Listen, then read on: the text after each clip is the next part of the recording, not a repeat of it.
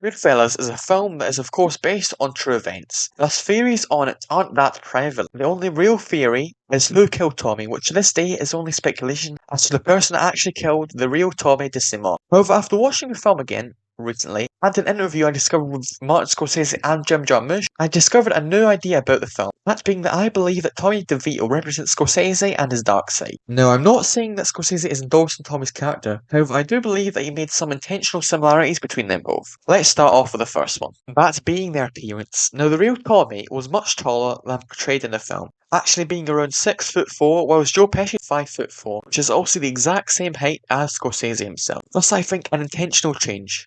Good one as well, as the film has been praised for its more accurate portrayal of the Mafia and what they looked like, which of course they would have seemed to be an obvious thing to avoid. However, I think making the character much smaller was that intention, and brings up possibly insecurities that Scorsese had about his height, or making up for the fact that Tommy in real life was rather intimidating figure stature-wise compared to Tommy in the film. Of course, also during the movie, we see Tommy visit his mother after the beating of belly bats. Get the dog!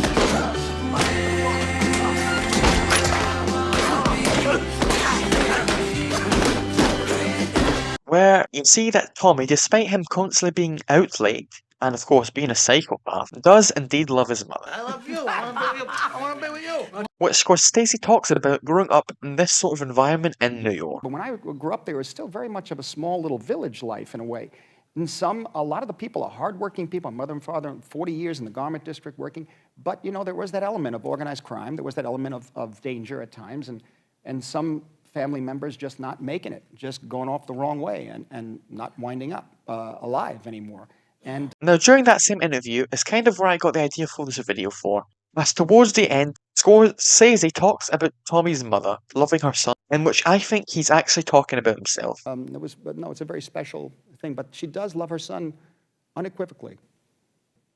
As Tommy's mother is played by the actual mother of Martin Scorsese. Also a hint towards Tommy and Scorsese's connection. Also, during the film, Scorsese's real father appears in the film, playing Vinny, one of Paulie's associates, and he is based on Thomas Agro. Funny enough, both characters played by Scorsese's parents make/cook food when we meet them, and Thomas Agro in real life has been said to possibly be the person to pull the trigger on Tommy DeSimone.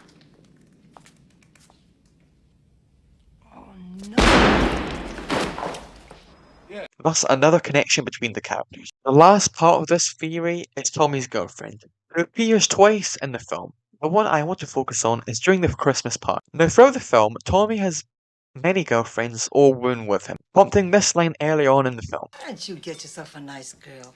I get a nice one almost every night, Ma. Yeah, but get yourself a girl so you could settle down.